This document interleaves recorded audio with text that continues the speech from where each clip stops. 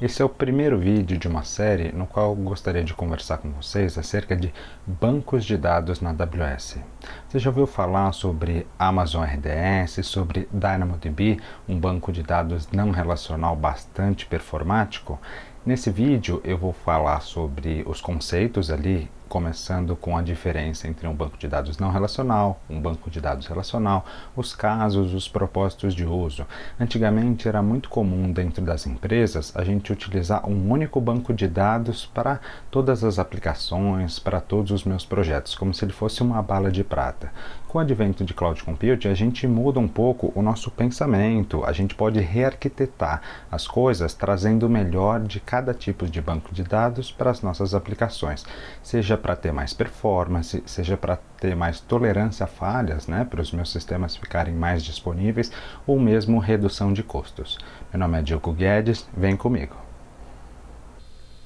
Olá, nesse tópico eu gostaria de trazer para vocês alguns conceitos relacionados a bancos de dados.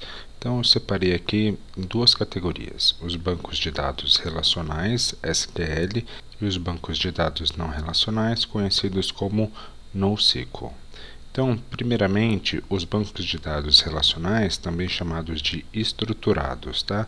Quando a gente fala desse tipo de banco de dados, é o que a gente tem de estabelecido na indústria. Então são os bancos de dados ali que surgiram no final da década de 70, início dos anos 80, e é o que a gente tem realmente nas empresas e na maioria do mercado, o que se estabeleceu ali na indústria em termos de bancos de dados, tá?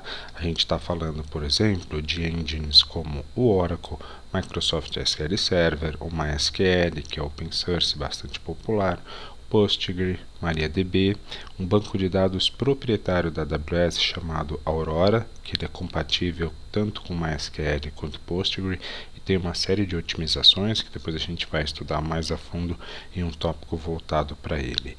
Esse tipo de banco de dados SQL, ele trabalha com dados normalizados e distribuídos ali entre múltiplas tabelas, tá? Quando nós falamos que os dados são estruturados, ele tem um esquema pré-definido.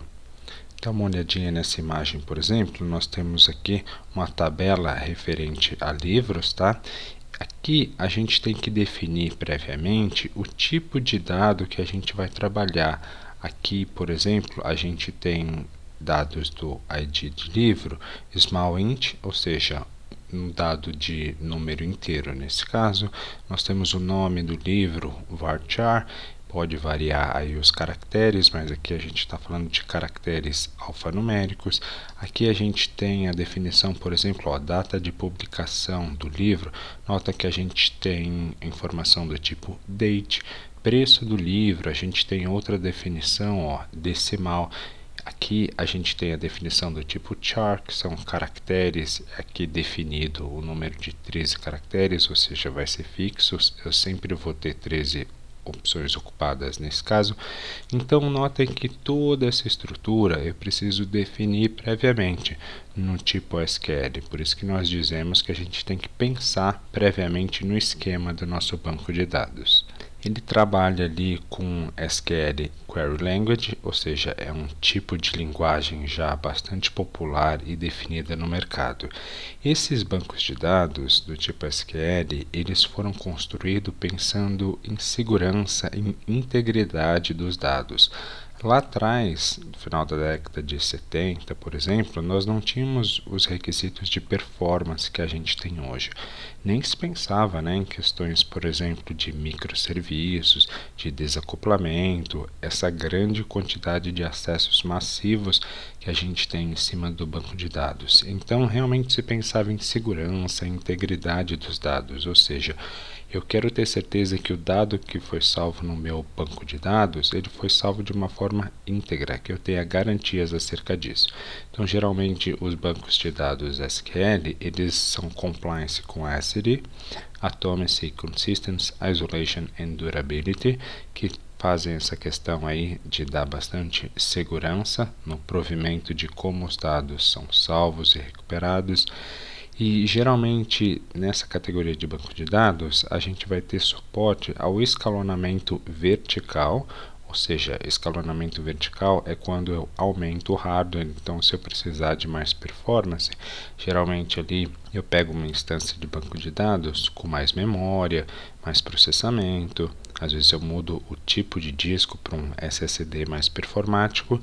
E um pouco mais recente, a gente tem a opção de escalonamento através de réplicas de leitura, que são chamadas também de read réplicas. Aqui, basicamente, a gente tem ali uma cópia do banco de dados, ok? E nessa réplica de leitura, eu posso mandar as minhas consultas, query SQL, nesse caso de read.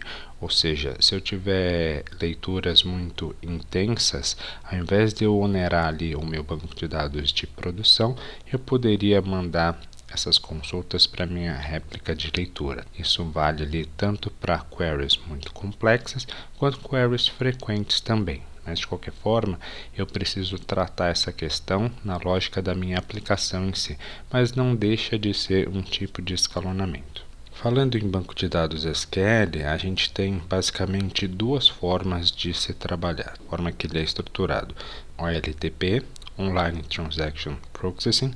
Nesse caso é o mais comum quando a gente tem, por exemplo, um e-commerce, onde a gente precisa fazer uma leitura, gravar uma transação, algo simples nesse caso, e com o advento de vendas, business intelligence, esse tipo de coisa, criou-se uma estrutura chamada de OLAP, Online Analytical Processing. Esse tipo de estrutura ela é mais voltada realmente para analytical, para análise de dados.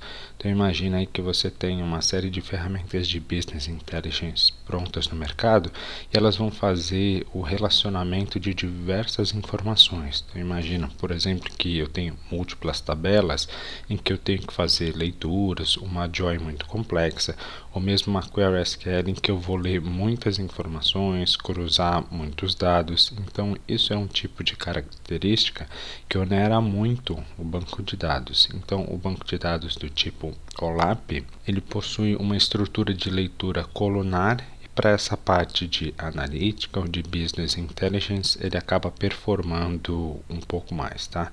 Na utilização de Data Warehouse, por exemplo, é bastante comum a gente ver os bancos voltados a Data Warehouse utilizando o OLAP. Nesse caso, geralmente a gente tem o nosso banco de dados de produção, a gente tem a cópia dos dados para o nosso Data Warehouse, em cima dele a gente roda ali as nossas ferramentas de BI, Business Intelligence, por trás a gente vai estar utilizando o Online Analytical Processing.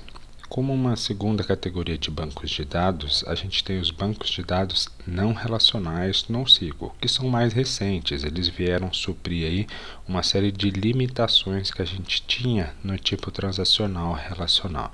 Então, quando a gente fala de NoSQL, estamos falando de dados semi-estruturados. Então, ele é considerado schemaless. Ele não é fortemente amarrado como lá no nosso relacional, que mostrei para vocês que a gente precisava definir o nosso esquema previamente, tá bom?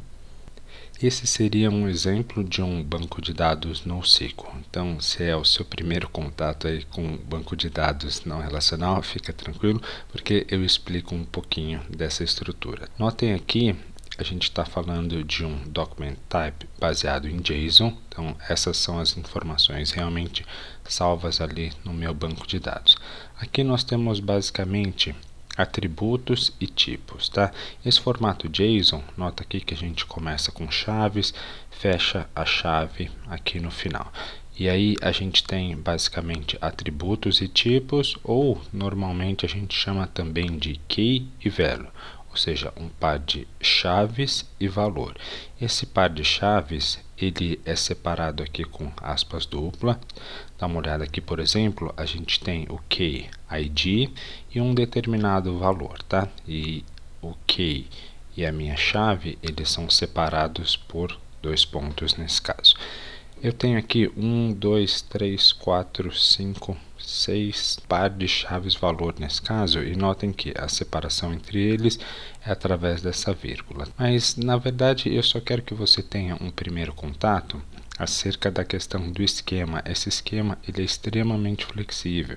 Então aqui nesse caso, por exemplo, a gente tem um valor aqui baseado em string, ok, o nome John, a gente tem aqui um valor numérico. Se eu precisar criar outro par de chave-valor em um banco de dados não relacional, eu crio isso com muita facilidade.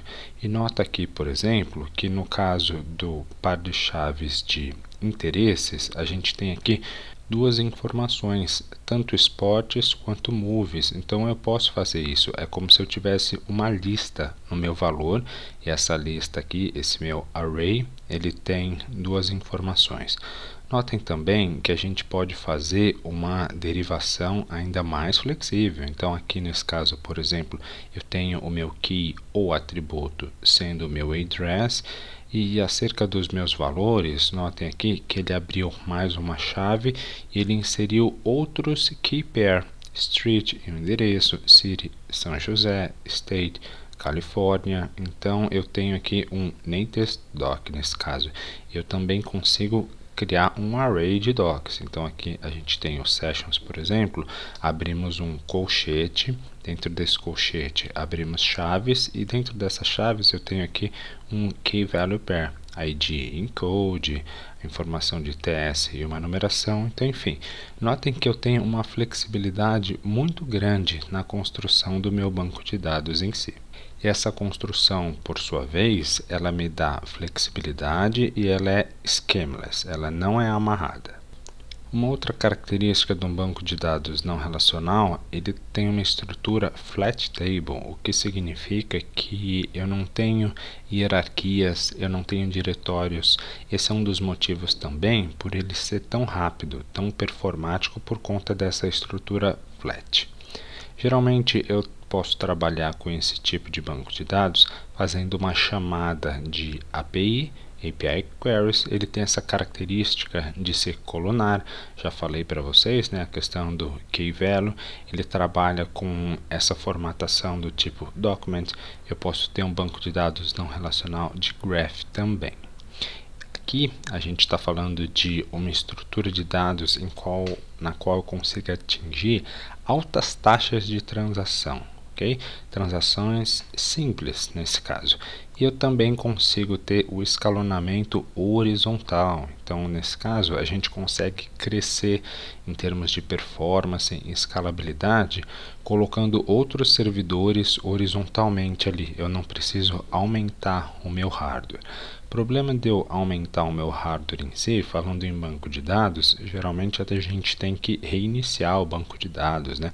Então não é algo que eu consigo fazer a quente. Já no caso do escalonamento horizontal, eu mantenho ali os bancos de dados que eu já tenho operando e eu coloco outros do lado horizontalmente, ok? Então, em termos de escalabilidade, de performance, a gente tem uma performance muito maior no banco de dados não relacional. Ah, Diogo, quer dizer que eu sempre vou escolher um banco de dados não relacional? Não, depende da sua aplicação. Se você tiver uma query muito complexa, join entre diferentes tabelas, ou se a sua aplicação exigir um banco de dados transacional, você ainda vai continuar utilizando um banco de dados relacional. Para algumas coisas, pode ser que você use um não relacional. Ah, Diogo, então em um mesmo projeto eu posso ter dois tipos de bancos de dados? Com certeza. Se você estiver falando, por exemplo, em cache de sessão do seu usuário, você pode estar utilizando um não relacional, serviços de IoT, informações que você precisa gravar e recuperar rapidamente de forma simples, um não relacional seria recomendado aí. Novos projetos em que você pode falar com seu banco de dados através de chamadas de API. Aqui eu coloquei para vocês alguns exemplos de engines de mercado que trabalham com o não relacional. O MongoDB, o Cassandra, o CoachDB e o DynamoDB, que é um banco de dados não relacional proprietário da AWS, que também nós vamos estudar mais a fundo.